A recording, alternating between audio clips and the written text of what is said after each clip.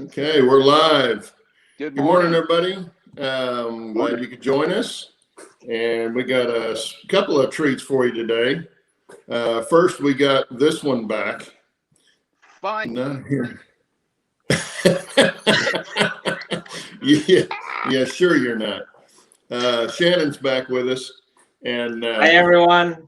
And our guest today is Mark Pruitt with the CB&Q in Wyoming. Am I right, Mark? Is that it? Yes, sir. That's it. All Good right. morning, everybody. Yeah, and I subscribed to Mark's channel 2 years ago off of Steve Brown's channel, when you could still click on the people in chat and get their website and join that way. And so that's when I picked your name up, and I was running through my subscriptions and I saw it, and I thought I got to go back in there and watch some of this stuff, and that's when I thought, oh, we got to have you on the show. He's no help. That's true. No help. I like the subtitles, Shannon. That we don't have to listen to. You can just put up a sign. Yeah, there you go. I like that. Well, I wasn't sure if I was muted still on, so. Yeah, well, that's the other thing. Claude can mute Shannon now. So if he's talking too much, we can just. We just cut him off. Yeah, just cut him off. Anyway, welcome everybody. Good to see you this morning, and we're going to get in right quick with Mark and let him tell us a little bit about himself, and then if you guys have some questions, he also gave me some pictures, so I'll be putting up some pictures of his previous layouts and some of the layout he has now. So anyway, go ahead, Mark. Tell us a little bit about yourself. Well, I'm old. I just became Medicare eligible here last month. So I'm finding out how expensive that actually is. I've been model railroading. Well, when I was a real young boy, I got a Lionel train set like so many of us, I think, did at Christmas time. Really got into scale model railroading around 14 or 15. And I've built layouts all over the country. I'm from Wyoming. I lived all over the country during my working years, retired back to Wyoming. And now I'm building the Chicago, Burlington, and Quincy Railroad in Wyoming, which I think is pretty appropriate.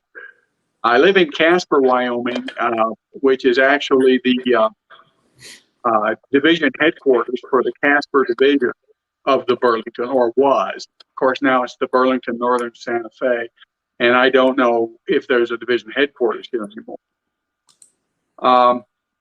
I was an engineer for my career. During my career, worked mostly aerospace, space shuttle, launch vehicles, military aircraft, civilian aircraft. My last job was working on the 787 in Charleston, South Carolina. Wow. So that's me. You were in Charleston. My sister lives in Charleston. My brother-in-law used to be in the Air Force, was a loadmaster on C-5s, and they lured him out of the service to help write the manuals for the C-17. Oh, man. So he's still there. Of course, he's not doing that anymore, but they're still there in Charleston. Wow, we have something in common. We're both engineers. Used to be engineers, just different. What kind of engineer? I was a locomotive engineer, and you were a space shuttle engineer. Okay. Kind of different engineers, but kind of the same mindset, I think. You had to be smarter than I did. I didn't. I'm not sure about that. Believe me, I've met a lot of engineers, and they're not all that smart sometimes. So Mark, this picture that I put up here that you gave me, when was this done? That was mid-1980s. That's in Lompoc, California. That's when I was first developing the operating concept for what I still use even now, which is a major junction point, which in my world is Laurel, Montana on the Northern Pacific. Provides a transcontinental railroad for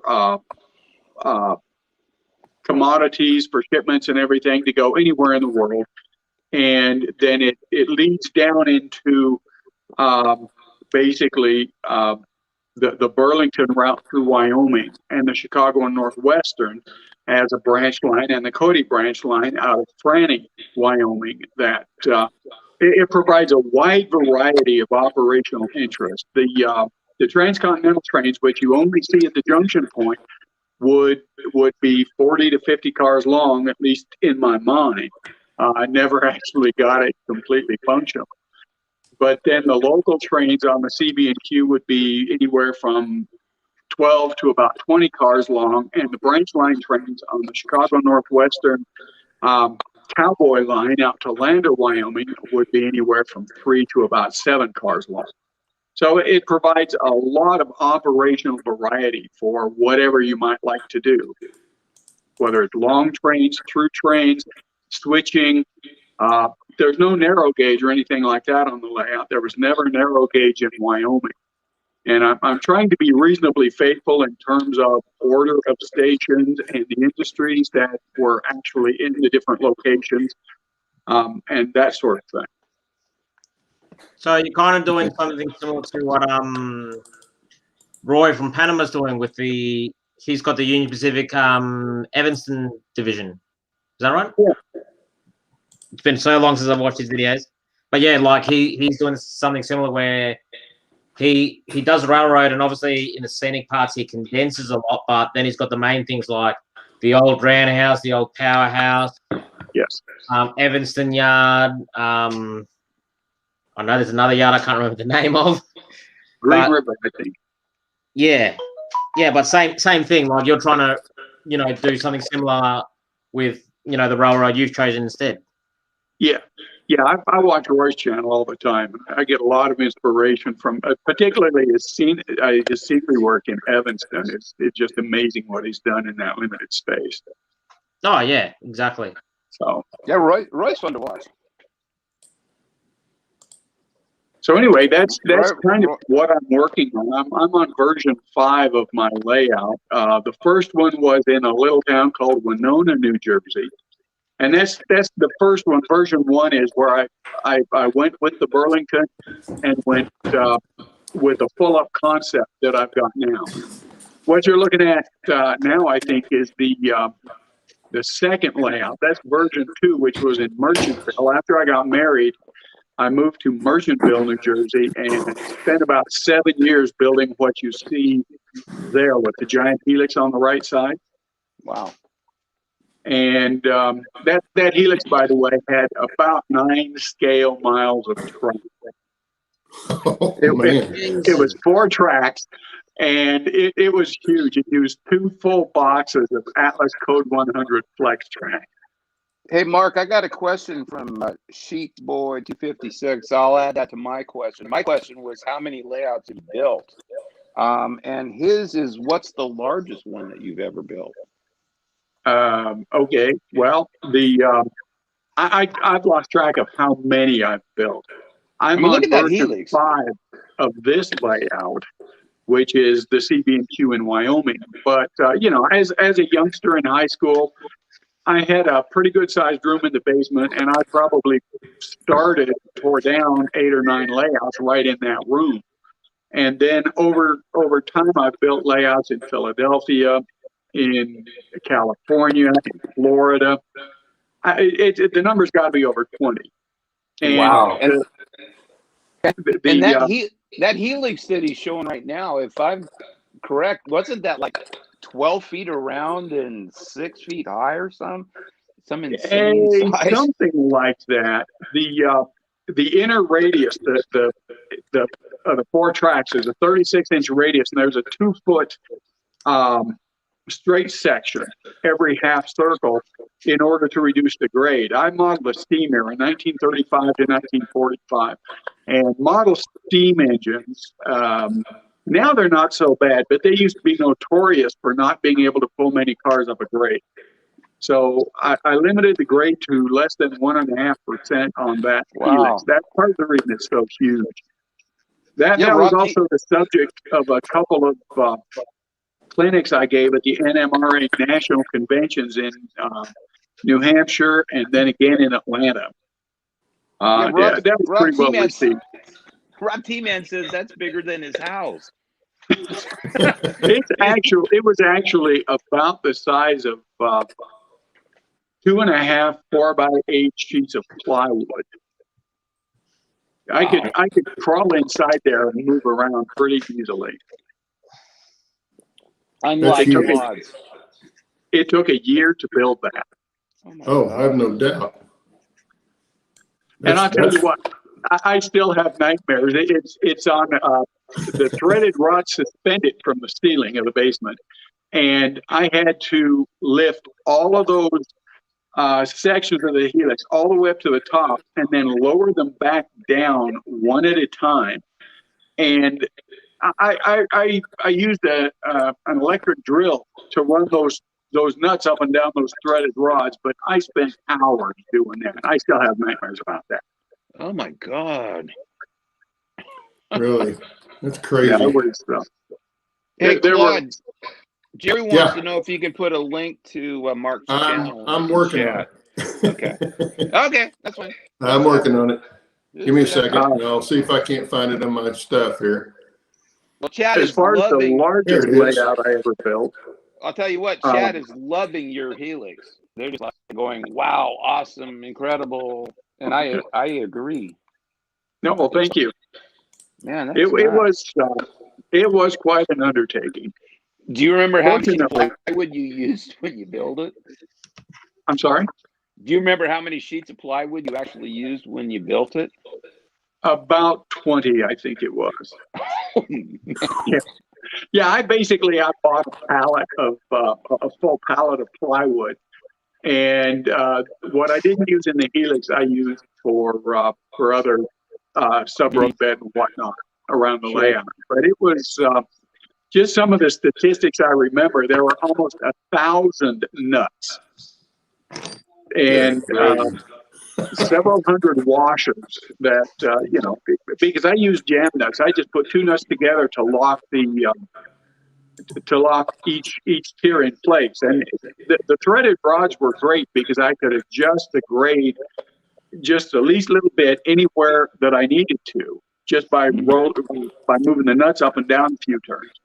It worked out really well, and unfortunately, I never used it very much because about the time I started building the second deck, the upper deck, is when I got transferred from New Jersey to South Carolina to work at the Boeing plant down there. Now, Mark, with all the layouts that you've done, and that list is long, what would you say is the biggest mistake you ever made? Karen, moving to South Carolina, tearing down that big layout with the helix. There was about 7 years worth of work into that layout, and it's the most ambitious that I ever built. And I still miss it. I moved back when I left South Carolina. I moved back to that same house in New Jersey for about a year. And I considered just starting that layout over because it was so comprehensive. There was one peninsula that would have carried but bench top to ceiling scenery for the Wind River Canyon in Wyoming. The helix was really I don't want to say masterpiece, but it was one of the hugest construction projects I've ever done on a layout, and I still miss it because. I put so much time in it. Well, that must have been really hard to tear down after putting that much effort into it. That must have been tears running down your eyes kind of thing. Not at the time, which is kind of surprising. It's only later that the tears started running down my face.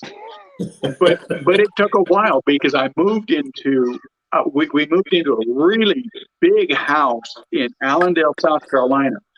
And that's the room with all the wood in it.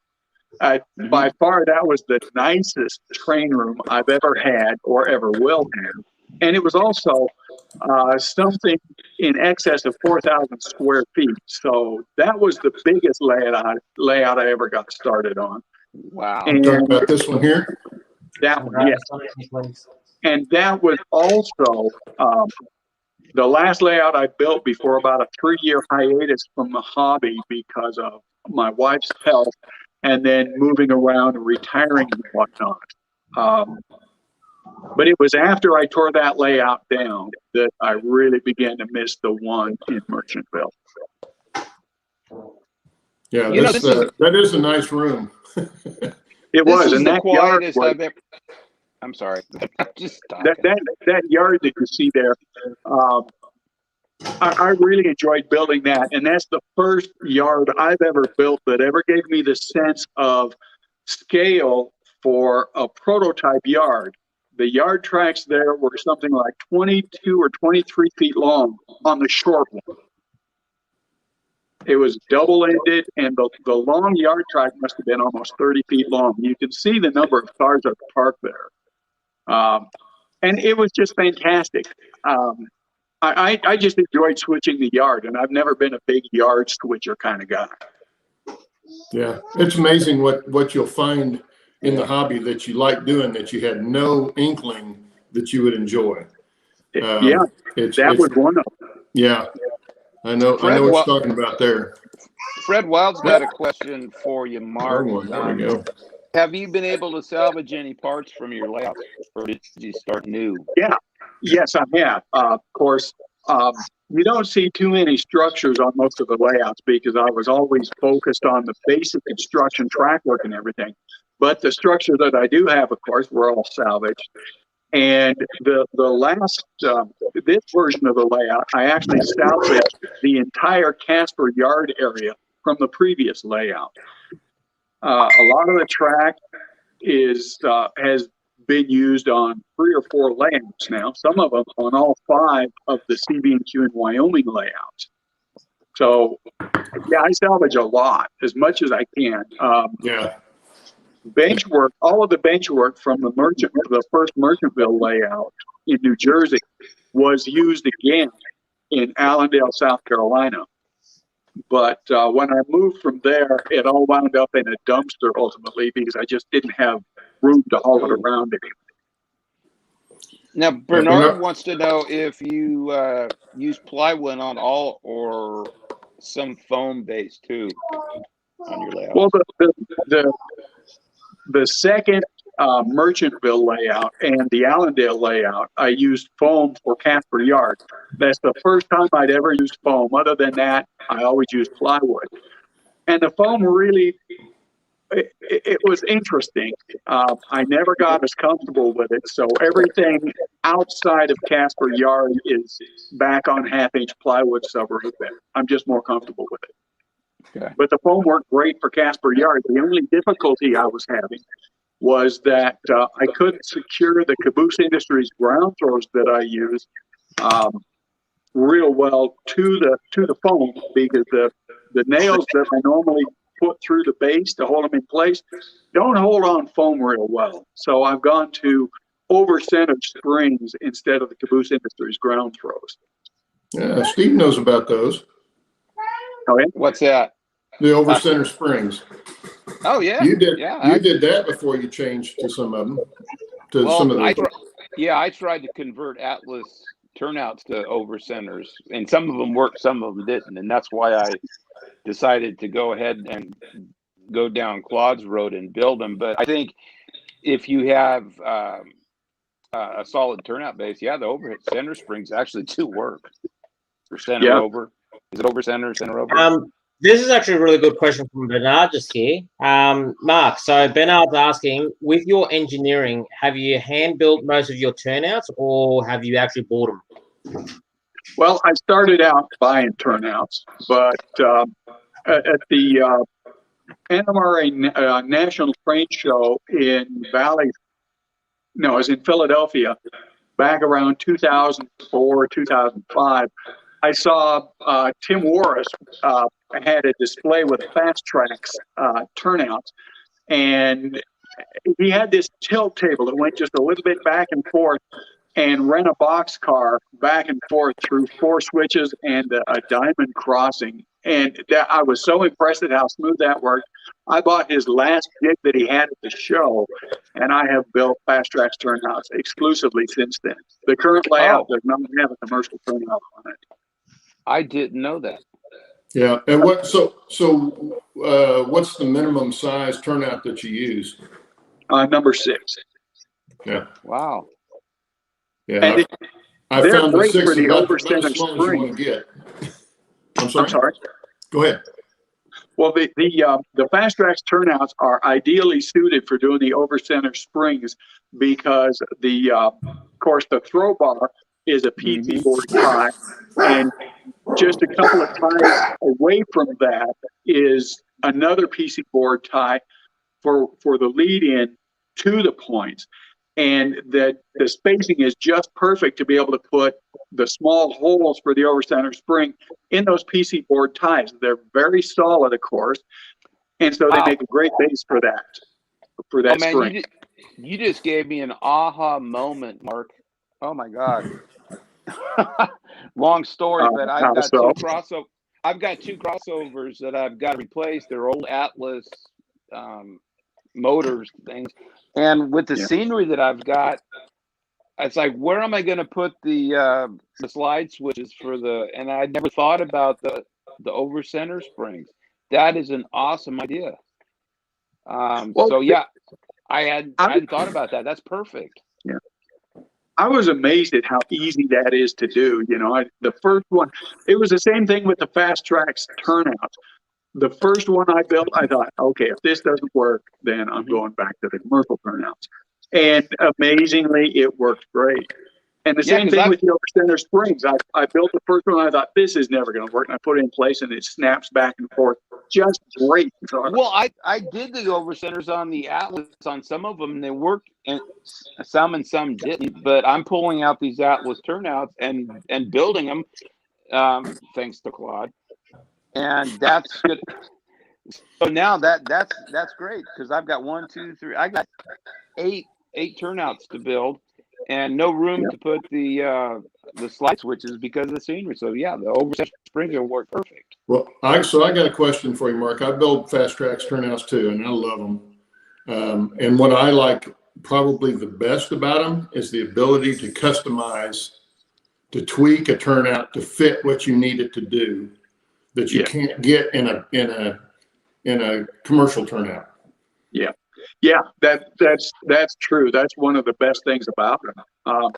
I've watched some of your videos on your channel, and I'm impressed with those dual gauge turnouts. There's more rail on them, but it's the same. It's the same basic thing for all of them. And I've built turnouts that don't have points. You know, they go in dual, but they go off separately. Right. And once you learn the concept, okay, I've got to have the guardrail here so it doesn't pick this point on the other side. Once you get that down and you figure out what you want to do, then it's just a matter of looking at it and say, okay, this is what I need. So this is how I've got to build this to get it to do what I want. And I find that kind of stuff not fascinating, but it keeps me interested in doing stuff. I'm kind of a problem solver. So that kind of stuff I like finding and having a problem that I need to solve. Keeps you engaged. A way to get it to work. I must drive you crazy then, Claude. Oh, you do. But that's yeah. Well, I think the word you're after is it keeps you engaged. Yes, it does. That's one of the things that I like, even when I was building RC airplanes, was having a problem that I had to overcome and figuring out something that would make it work. That to me was the fun, one of the biggest fun things that I did in that hobby. And it still is with with my layout. So yeah, I'm always excited when I find out a solution for something. Well, I can solve problems generally, but I much prefer just not running into that. Yeah, well, yeah. It's if you can just do it, say, okay, this is what I need, and just make it work right off. But I usually have to think about it a little bit before I can get it. I'm not really an engineer. I wanted to be an architect, so kind of in that realm. But same kind of mindset. yeah, it is. It really is. And then when I found out what I was going to have school-wise, I said, nah, I'm tired of school. So I didn't go that way. But anyway, yeah, that's, to me, the fast tracks are a great way to go, or any of the other ways that you custom build your own turnouts. I think you get much more what you want in your layout. Yeah. It's a learning curve like anything else. I run, particularly on tank cars, I run the semi-scale wheels, the 088 wide wheel treads. And with Atlas turnouts, those wheel treads drop right into the gaps at the frogs. And the Fast Tracks turnouts are much narrower gaps. They're NMRA standard throughout. And I've just always had much better luck with them. They run, the rolling stock runs through very smoothly. Yeah. The only place I've noticed that where the frog gaps, and I've talked to Steve about this, is on the narrow gauge, especially on a long turnout like a number 6, or my curve turnouts, which are all about number 8, I guess. And because that frog's a little bit longer in that, the narrow gauge wheels tend to want to, drop a little bit down in there. Yeah. And that's the one thing I wish that he'd kind of come out with. He started doing the diamond crossing frogs for the crossings. Right. Just getting that started. It'd be really cool if he got frogs that you could put on the turnouts like that. The cast frogs would be much more like real life frogs on the turnouts, and would stop that because your flanges would roll over that instead of dropping down in. Yeah, I've had that problem too. Hey, Steve Anderson's got a question. If you have a jig to build the turnouts, how do you customize them? To customize your turnouts, I guess. Well, what I do is I build the turnout in the jig, of course, and then I'll adjust it a little bit after it's out of the jig. So, and most of my customization is simply on length of the turnout, which of course you can do with commercial turnouts as well, although not as easily. I'll clip the leads, the length of the diverging track back, or in the latter particularly, the length of the straight route through the turnout. I'll clip that back very close to the frog so that I can get a better looking divergence on the ladder, so I can get the tracks. I run my tracks at 2-inch on center in yards and basically everywhere else on the layout. So that's where I do most of the customization. But you can adjust the how much gap there is between the point rail and the stock rail when the turnout is thrown in the opposite direction. And that sort of thing very easily. And in fact, you can do that right in the jig. But as far as going through the frogs and the guardrail, I don't customize that area at all. It's always worked just fine for me with the jig. But if I need to add a guardrail somewhere for the points or something like that, I can do that at any time. Yeah, you can do that on the layout even after the turnout's installed. I know some of my curve turnouts work much better with a short guardrail just in front of the points to make sure that wheel doesn't pick the points when it goes through a certain direction. It doesn't happen, both sides. It's only usually one side, and it's usually the outside because you're coming around the corner. But yeah, that's the kind of stuff you can customize. Some of the other stuff, I've got a 3-way turnout that I've used to make number 6 Ys. I just leave out the center part. So I can use the jig, but then I leave out the center route, and now I've got a number 6 Y. The other things I've done with them are doing the no point turnouts, in a dual gauge usually. That's the only reason you would need those. you wouldn't use them in the same gauge, but yeah, it's both. You can do them in the gauge and, I mean, in the jig and on the layout, just depending on what you're trying to customize and what you're trying to do. Bernard's got a question about rail size. Are you using all code 100 or do you mix with code 83? Well, actually, I use code 100 for hidden tracks simply because it's the least expensive stuff available. And then I use code 83 for all of the CB&Q trackage on the main line. Yards and sidings are all code 70. And the entire Chicago Northwestern line is code 70. And I picked up a little bit of code 55. I'm looking forward to messing with that some, build a few turnouts for the sidings in the Chicago Northwestern trackage in Riverton and Lander, Wyoming. Wow. Yeah, I don't know how well the code 55 is going to work out. I've got a few sticks of it, but I haven't laid a single piece of it yet. Yeah, even on my HON3, I use code 70 just for the more reliable. It's a little bit higher, so the flanges aren't down into the ties. And of course, I hand spiked a lot of mine, so it gives more room for the spikes. And I use the code 55 or code 40 in some cases. Most of my code 40 I'm using for mining railings, coming out of mines and stuff.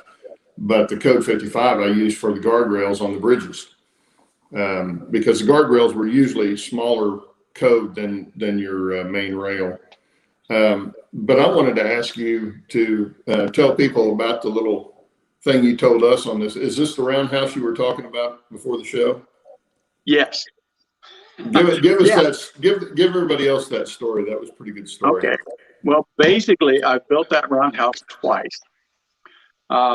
That was on the version 4 layout that I built at the second one in Merchantville, New Jersey, that I moved lock, stock, and barrel here to Casper, Wyoming. I was watching Model Railroad Video Plus. I've been a subscriber since the beginning. And in one of the, I'm sure it was one of the Ask MRVP episodes that David Pop does, he mentioned they were talking about different adhesives, plastic, glues, solvents, things like that. And he said that Plastrux Bondine had one unique characteristic that none of the other brands shared. And that is that it would bond plastic right through paint. He said you did not need to strip the paint off in order to bond two pieces of a plastic model to get together. So I thought that was great. So after I painted all of the parts for the roundhouse, window frames, the walls, and everything else, I didn't bother to clean off the painting surfaces. I had Plastrux Bondine. I used that to put it all together, and everything seemed fine. The roundhouse even made the trip in the moving van all the way from New Jersey, 2,500 miles to Casper, Wyoming, and about a dozen windows fell out. But other than that, it seemed fine. Well, and this is just before Christmas of this year. It was Christmas Eve, as a matter of fact. I was putting the last of those windows back in using the Plastrux Bondine, the ones that have fallen out. And as I got down off of a single step stool that I was standing on to work on the roundhouse, my elbow bumped the layout, and 5 or 6 of those windows fell out again. I was pretty annoyed at that point because I just glued the last one back in and it was all done again. And I kind of bumped the layout, and the roundhouse just fell apart. I had built an eggshell. I was so despondent at that point. I was ready to just take a whole layout, put it in a dumpster, and take up drinking or something for a hobby. Oh my God! But I went. It's New Year's Eve or Christmas Eve, about 10 o'clock at night. I just got in the car and went for a drive for about an hour and a half. Came back home, and the next day went down to the train room, took a look at the roundhouse. And the bonding had crazed the paint, but it had not bonded the plastic through the paint at all. It had basically barely stuck the paint together, I guess because it softened the paint enough that it would stick to the mating surface just a little bit. I had an eggshell, basically, of a structure. When it came apart, and about 2/3 of it came completely apart into its component elements, nothing was actually broken. It had just come apart. So this time, I learned my lesson, and I cleaned up all the mating surfaces and put them back together using Tamiya's thin liquid cement. And I'm sure the Bonding would work fine at this point, but I didn't have any more of it. I put it back together, and this time I tested it. I pushed on the window frames once the cement was dry to make sure that everything was stuck. And it is now a solid structure. Wow. So the moral of the story is, don't always just take what the experts say as absolute truth.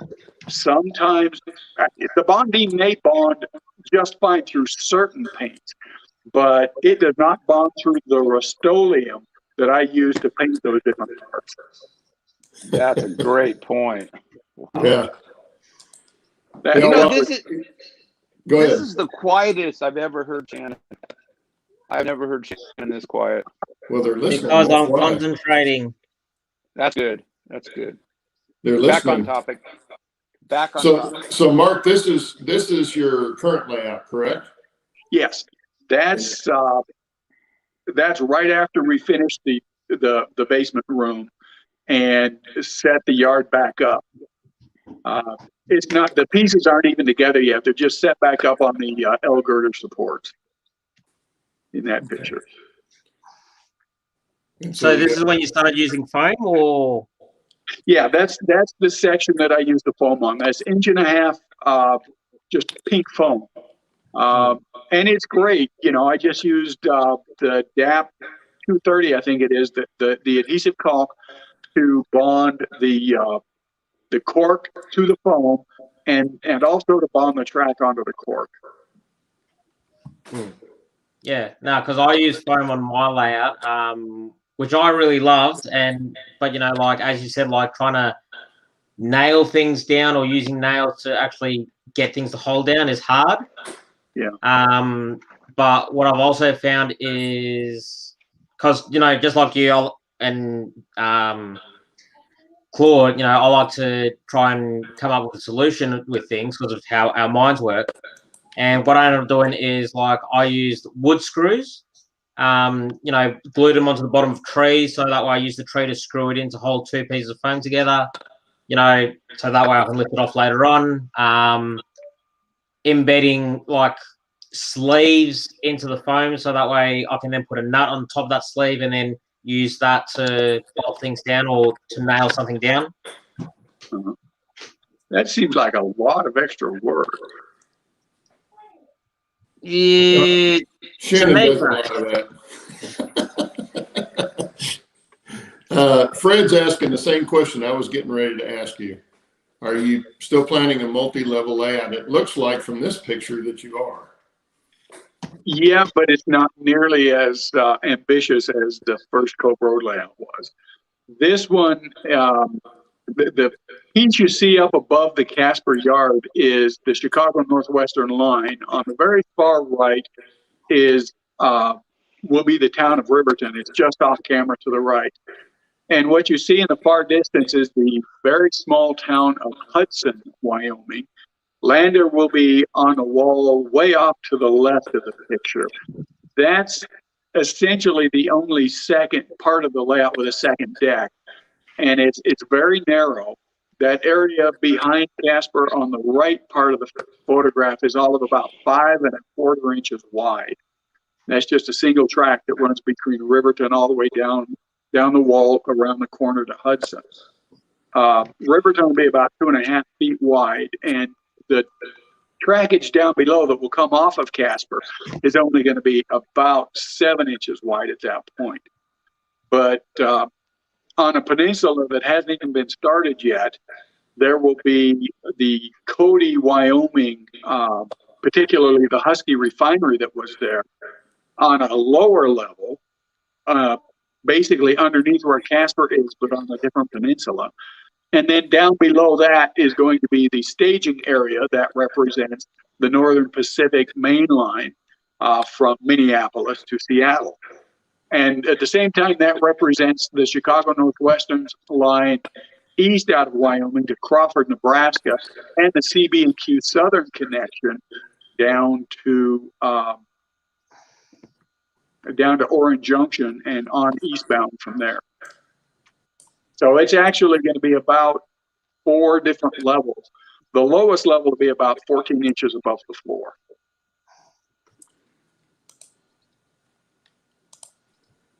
Yeah, that's like I said, I was watching some of your videos of this newer layout, and I'm definitely going to be watching the progress because it looks very interesting. And I have one more picture here I wanted to show that you Chuck sent. was making a comment that he just got a bag of spikes, and he says, "How on earth do you put them in the ties of the turnouts?" Well, Chuck, it's I can answer that for you. What size spikes did you get? Did you get micro spikes or did you get medium spikes? Because for HO, you're going to want to use medium spikes.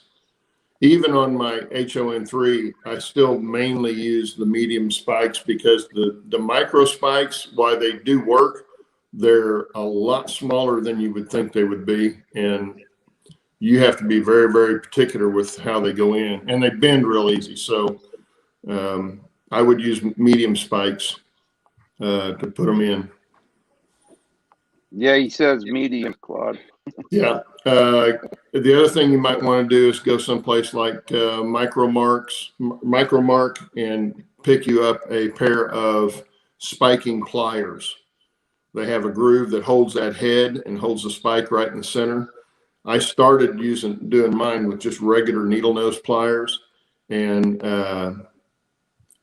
while it worked, you had to be much more careful about how you held the spike.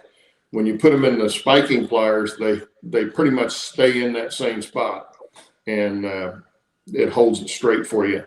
Doesn't mean you can't still bend them or miss spike with them, but it's much easier than just using needle nose pliers.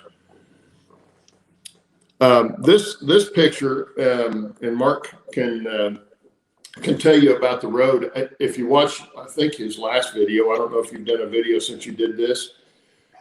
I don't think I have. But this was interesting to see how he did the dirt road on this part of his layout. And I just love this shot with that truck going over the dirt crossing. Yeah, no, it looks beautiful. Like, seeing that now, like, I wish if I wasn't doing asphalt, I'd definitely hit you up, Mark, on how you did that. Well, I watched the video and I saw how you did plaster of Paris. I was scared to death to use plaster of Paris for a road crossing, and that worked really well. No, I would never use plaster of Paris because I've had some horrible experiences with that, and I make sure I tell everyone to beware because my experience is plaster of Paris expanded and popped my track out before it shrunk back down when it cooled down. Really? Wow, I haven't seen anything like that.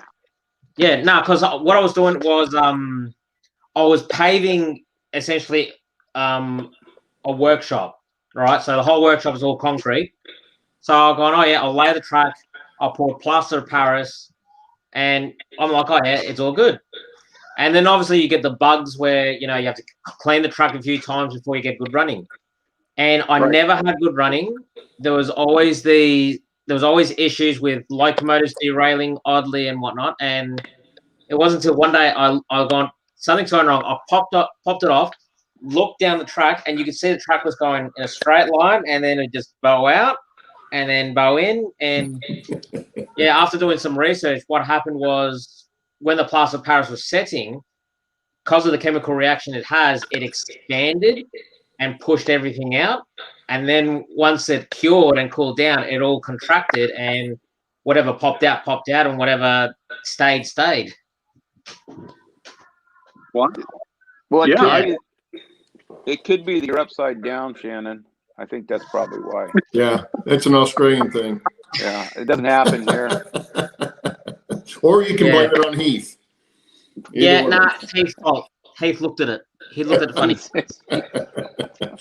Well, Is Chuck, Heath in here? Mark, Chuck's got a question for you. Is that real dirt on the crossing? Yes, it is. I went out in the backyard and I scraped up a small bucket full of dirt, and then I sifted it through a couple of different sifters. One was just a flour sifter, and I wound up with 2 grades of dirt that I call, well, 3 grades. I've got coarse, which is all the big stuff, the rocks and whatnot, and then I've got what I call fine dirt, which is roughly the size of Woodland Scenic's fine ballast. And the 3rd grade is I just call it dust, because that's basically what it is. And this is the ruts, and the basic surface of the road is the dust, and then the thicker parts in between the ruts, I sprinkled a little bit of the fine dirt in there, and then glued it all down. You know, So I've you done just- the same thing, Mark. I use dirt all over my layout. That is a great medium. A lot of people don't. So use it. you just use like a white glue solution? Yes. Yeah, it still amazes me after I've done some ballasting and it all looks terrible, or doing this road crossing. It just looks horrible when the white glue is not dry yet, but then it dries and it looks fantastic. Yeah. Yeah. That still amazes me. Yeah, that's the thing about white glue. It dries almost completely crystal clear, and if you put a little soap in with it and mix a little water and soap in with it, it just really gets in and penetrates, and you don't even know it's there until it's doing what it's supposed to be doing. I think that's why it's been around in model railroading for so long, doing that. In fact, I didn't even know people were using alcohol to do the same thing until I started modeling railroads again. Because I had before always used the soap, a drop or 2 of soap in with the 50-50 mix of glue and water, and it worked so well. I thought, why would anybody change from that? But a lot of people use alcohol and like it, but you had problems with that. Well, I have problems with it when I'm doing the basic dirt ground cover, because that's the plaster bonds the tempera powders to the surface. And I learned alcohol just inhibits the plaster from setting up. So that was a mess. But for things like this, like the road, the ballast and everything, I wet that with alcohol first, just straight 70% alcohol, and then apply the diluted white glue, and that works just great. I can. And Chuck's got another question, and I suppose this is good for Steve. Uses a lot of dirt on his too, so he can weigh in on this. Do you suggest running a magnet through the dirt just in case it has iron in it that may get in your locos? Well, no, I didn't do that, and I hope I don't have a problem. I never did, so I hope not. But that dirt is solid. I have to really take my thumbnail and scrape on it to get any of it to come up. So I would think that the iron would be bonded in there pretty solidly with it if there is some. I'll tell you that dirt, once you do that method, it's like concrete. I mean, it is hard. It's not going anywhere. But well, I'll weigh in here too. It's as they said, once you get it bonded down, it's probably fine, but it wouldn't hurt to run a magnet through if you've got a nice big magnet, because some areas of the country have a lot of iron filings in it. I know when I lived in the desert in California, I'd take a magnet out backyard and just play with the dirt and pull all the iron filings out of the sand. So I know there's a lot of places in the country that have iron filings, or iron deposits in the ground, and it never hurts. The other thing I've heard is, you need to put your dirt in the oven and bake it and kill any organisms that are in it. Well, I I think if you bond them in with the glue, I think that'll get them too. Yeah. But, I did bake it first. When I first dug it up out of the ground, I put it on a cookie sheet and baked it. And that was to kill everything, and also to make sure it was real nice and bone dry before I sifted it. Yeah, well, yeah, that would help. Yes. And then you got Australia, where everywhere you go, it's rich in iron. John says he's used different shades of fine tile grout mixed in for his dirt roads. I've thought about that. I haven't tried it yet. Yeah, I I've might seen people do that. But the thing about grout, I've done a lot of tiling, and the thing about grout is it'll get everywhere if you're not careful. It's very fine. It's like talcum powder almost. Yeah. And it will be everywhere if you're not careful. Let's see how much time we got left. We got 10 minutes left.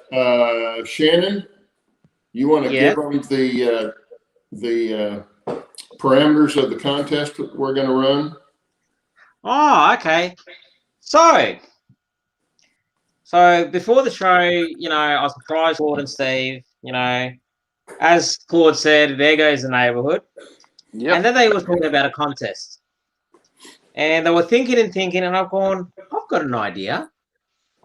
So here's the rules. The rules are everyone gets a chance to play, but only the first 6 will have a chance to win. And the parameters is you have to find the last episode that I hosted, okay? Not been in the last episode I hosted, and we're not including that unboxing video I did a few months ago. Okay, that doesn't count. And we'll know if you found the right episode because you will tell us in the comments below what shirt I was wearing and what was on that shirt. Okay? And that's the rules. And yeah, put it in the comments of the replay of this show. And the first 6 that are on there that are correct will have a drawing next week and get something to you. And this is funny. This came up while you were talking, Shannon. John said he would love to record his wife's reaction when she catches him baking dirt in the oven. Oh, you think that's bad? Try baking Sculptamold, homemade Sculptamold in the oven. Try getting caught doing that and burning it. Yeah, I can imagine my wife's reaction because she cooks a lot. So she's going, "What? You're putting what in my oven?" She's like, what's this? What's this little powdery stuff in the oven? I just do that kind of stuff while my wife is at work. Yeah, there you go. And I bought my own baking sheets too. I didn't want to eat dirty cookies. Yeah, you want to make sure you're the one that cleans them. I do that anytime I borrow a utensil or something from the kitchen, and I go out in the shop and I use it for plaster or mixing paint or whatever I'm doing. I always make sure I'm the one that cleans it because I know where it's been. I've got her sifter and her coffee grinder, and she hasn't missed them yet. So I'm not sure my wife's got a sifter, so I'd have to probably go buy some if I was going to do that. Of course, our soil here is clay, so you can't. I don't know that I could ever use it on the layout unless I put it on like a soaking wet.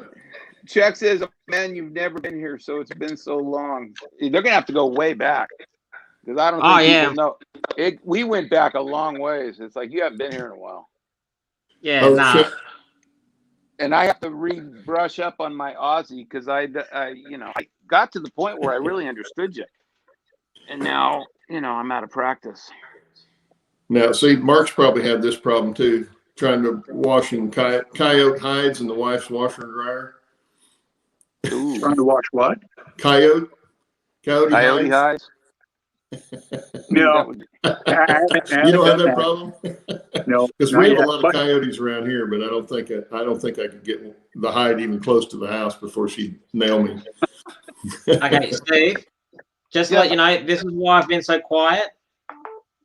Oh, you've been busy. Oh, you've been working on that. Hang on here. Hold it. Keep it up there. Nice. I've just spent the last hour doing all that pipe work. But see, it's an Australian locomotive, so it's not real.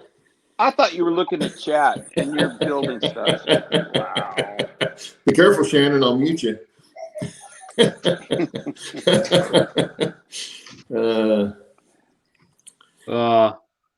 Yeah, now I've started doing modeling Australian. Well, actually, who was it?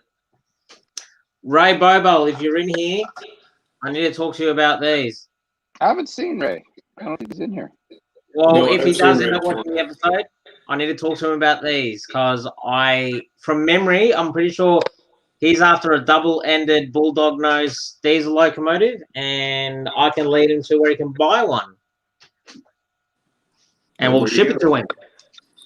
Well, maybe he'll watch the replay and see it. If anyone's got Ray's contact details, let him know that I mentioned him and he needs to watch this episode. Hey, Mark, I got another question for you. And I think I know the answer to this because of all the layouts you've had over the years and all the different moves you've made.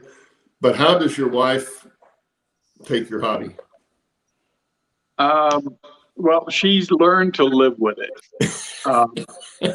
When we've only been married for a few years. I was married before. My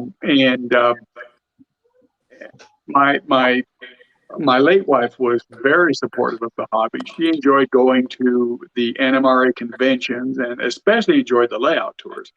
My current wife is at first, she didn't understand it at all.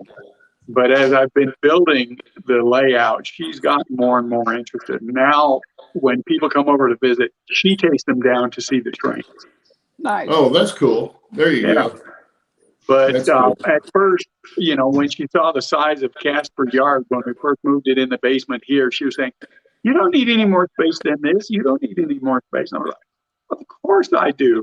I really wanted the whole basement. I got about 2/3 of it, but Yeah. But she's I guess at work she's resigned herself to the fact that I do this. Yeah. It's kind of the way my wife is. And she knows I like the modeling part of it. And she's the one that got me into RC airplanes. And so she couldn't say anything about that. But then when I got out of the RC airplanes a couple of years ago, and my son said, "Let's build a model railroad together." And of course, he doesn't live here, so he's not really helping that much. But she said, "Why are you going to do that?" I said, "Well, at least this way I'll be home. Yeah. Right. I won't be gone like I would go to fly-ins all the time. So I'd be gone all the time." And she had no interest in the airplanes or anything to do with that, but she knew I liked it. So she got my first airplane and got me in the hobby. But now I'm here, and once we figured out the room that I'm in and I could move stuff to where she still had her storage area there, and I could have my layout side, then she's tolerated it. I'll put it that way. Mine just doesn't get it. She just shakes her head. Just does not get it. Brenda likes the scenery and stuff and that kind of thing. She thinks all that's kind of neat. The trains, as far as the trains, now she could care less about the trains, but she likes the modeling of the scenery. In fact, she's built an oil derrick because she's in oil and gas. And so I bought a Campbell Kit oil derrick, and her and my daughter put it together. That's great. And so I've got to find a place to put it on the layout now. But yeah, she's done that. She's also made trees for me in the past. So, like on your birthday. Was it your birthday or was it Christmas they did that? It might have been around Christmas time that I had them doing it. Yeah, because I took a picture. It was my wife and my daughter and my granddaughter. We're all sitting around. Yeah, that's right. Yeah. Doing some trees. They wanted something to do that day, and so I gave them that chore, and they did a pretty good job. Made quite a few trees. Where are we at here? Time wise, I know there's a clock on there somewhere. We're at 7:59. We're right at 60 minutes, aren't we? Yep. See, Mark, I told you it'd go by fast. It just goes. It did. And it's gone. And I'm just getting started. I can talk for another 3 hours if you want. We'll have you back. Well, see, we'll have you on a bean sometime when you're working on the layout. Oh, there you go. Yeah, you That would catch us be doing the interesting. beans. Yeah, during the week sometime. You catch us doing that. Holler at us, we'll get you on there. And yeah, we did one yesterday. We did 3.5 hours yesterday. So. Well, there's a lot of 4-letter words when I'm working on a layout. So. That's okay. They're allowed. They're allowed. Oh, really? Okay. Yeah. Yeah. Yep. Yeah. Yep. Well, we can mute you, like Shannon. We can mute Shannon Yeah. too. You Yeah, would be considering the doing. amount of how many F bombs did I used to drop? Oh, yeah, too God. many. Too many. Way too Yeah, many. I think at one point we were getting to the point like I think YouTube's about to kick us off. He's like, Yeah. yeah, Shannon. Yeah, that's what we got to watch. Anyway, right. everybody, it was great to see you. What a fun show. Mark, thanks for coming on. Enjoyed for having me. the time, and I we'll had talk a some good more. time. Yeah, Okay. we'll talk some more, and I'll definitely go back and watch some more of your videos before the last one that I saw. And Well, if nothing else, they're great for insomnia. well, I just like watching how other people do things. I do too. Because you get all kinds of ideas that way. So even if you're not going to use them, you may use some technique that they used on something else. And Or what that's not always to a good do. thing. What not to do? Yeah. Yeah, well, that too. Yeah, you learn some of the say, oh, I see what he did there, but he won't do that. Yep. And I need to learn as many techniques as possible to help as many customers that I can at my new job. Yep. Yeah, Shannon's working the hobby shop now, so Yeah, I work at Train World Priority Limited Australia. I'm sorry, Mark? That was a dream job when I was a kid. Oh yeah, me too. Me too. And even just a few years ago, my wife asked me if I wanted to look into doing something like that, and I said I'd love to do it, but in this environment now, with it having to be online to make a go of it, I didn't want to do that much work this late in my life, so I didn't do that. But yeah, I always wanted to work in a hobby shop. When I was a kid and walking down to the neighborhood hobby shop, the old brick and mortars, I was just fascinated with what they had in there, and I thought, man, this would be a cool job. Of course, I had no idea what it entailed, but I thought it would be a cool job. I can tell you what it entails. It entails a lot of work and a lot of stock and a lot of knowledge. Oh yeah, that's true. Okay, well, we're over an hour, so we're going to let Mark go. And thanks for joining us, everybody. Shannon, welcome back. We got a good show next week, so surprise guest. Yeah, we've got some shows lined up, and we've got some ideas for some others. So come back next week, and we'll get a contest winner on Shannon's question. Remember, if you want to get into it, leave your comment in the replay of the show, and we'll pull the 6 from there. So anyway, till next week. Thanks again, Mark, and we'll see you guys. Thanks, everybody. See you guys.